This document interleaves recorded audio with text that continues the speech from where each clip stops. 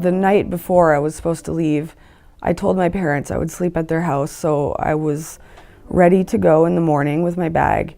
And I think it was like 3 in the morning, and I got up and I said, oh my God, no, I'm going to treatment again. I need one last hurrah I need to use. So I was leaving and I got stopped at the door. I didn't care. I really didn't care. That was the first time that I saw my dad cry. He was standing by the door, blocking it from me leaving. And I just looked at him and I said, I don't care if I have to break a window to get out of this house, but I'm leaving and I'm going to get high. And I just saw like a tear stream down his face, and he opened the door for me because he knew that there was nothing he could have done to stop me. I was gonna leave, I was gonna use, and it didn't matter what he said or did. I did come back in the morning and I went to treatment, and I met a guy while I was there, and we fell in love. I think it was more infatuation, but anyway, we got kicked out of that treatment center. We left with 56 cents in our pockets, and I think like 2 changes of clothes. And I didn't tell my family that I left treatment. I mean, he was in treatment for alcohol. I introduced him to smoking crack. I introduced him to using intravenously opiates. I showed him the city. He was from Gaspé. I showed him everything.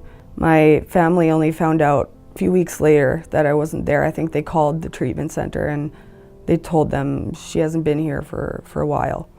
And so I didn't have a cell phone, obviously. I didn't have anything. So they didn't know how to find me. They didn't know where I was. I ended up calling them a couple weeks later, asking for money, thinking that was normal. Obviously, they were like, where are you? At that point, they gave up. They didn't know what to do. They didn't have money to send me to treatment. They knew that I wasn't willing to go at the time. So they sort of just waited. And I know that was really hard for them because they didn't know what was going to happen to me. They were just sort of waiting for something terrible to happen, and either me dying or asking for help. So it took quite a few months for that to happen. I was with this guy. It was really violent relationship, physically, mentally, emotionally.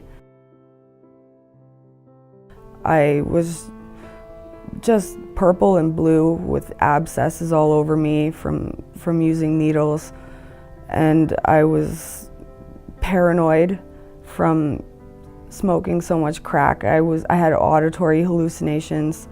I was just a disaster, and I was terrified of my boyfriend.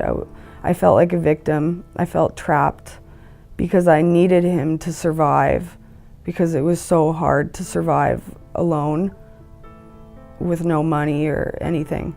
And I remember calling my parents one day. I think he was trying to hurt me, but I remember saying to my mom, like, I'm done, I need help, I'm willing. And that was when like I knew that I didn't want to live like that anymore, and I was like willing to do whatever it took. So we found Aurora. I was actually the longest person to ever be at Aurora. I was there 6 months, and that was vital to be where I am today. I had enough time to detox and then to work on myself. I also have the longest stay in detox. I was in detox for 60 days. I came off my methadone cold turkey with no Suboxone. I weaned myself off 29 medications. I couldn't talk when I got there. My vocal cords were burnt from smoking so much crack.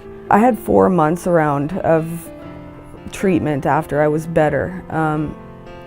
I started working on my steps. I had a lot of counseling and therapy to deal with my traumas and my past, and to really find out who I was, because I had no idea. The spiritual aspect of Aurora really was amazing. The sweat lodges. Just being next to Lake Winnipeg was beautiful, waking up to that lake every morning.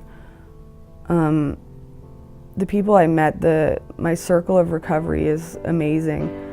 And right now, I I'm so careful about who I surround myself with and where I go and the things I do, because I am so scared to lose it all, and I'm not willing to sacrifice my recovery for anything, because if I don't have my recovery, I have nothing. I'm just so grateful to Aurora and everyone who helped me there, because I was lost, really lost. I had no idea who I was or what I was supposed to do. I was just existing.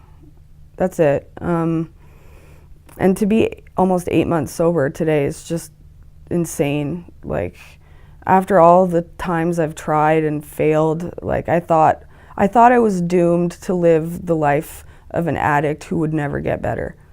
And now I know that that doesn't have to be true.